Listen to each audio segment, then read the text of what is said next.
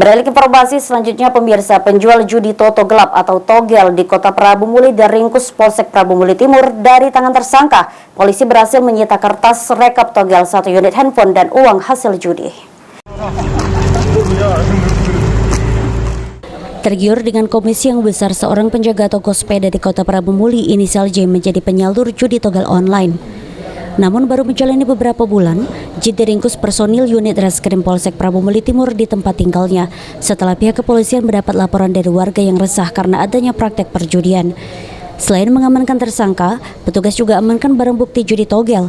Kanit Reskrim Polsek Prabu Muli Timur Ibda Haryoni Amin mengatakan akan mengembangkan kasus judi togel online khususnya di Kota Nanas.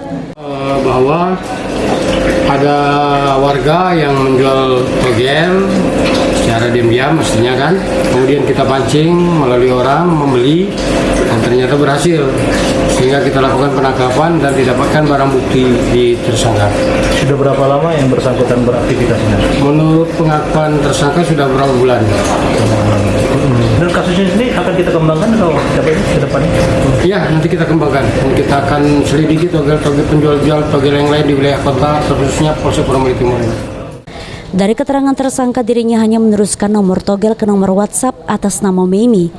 Sementara, keuntungannya diterima sekitar 30% dari jumlah uang yang dipasang. Bandarnya?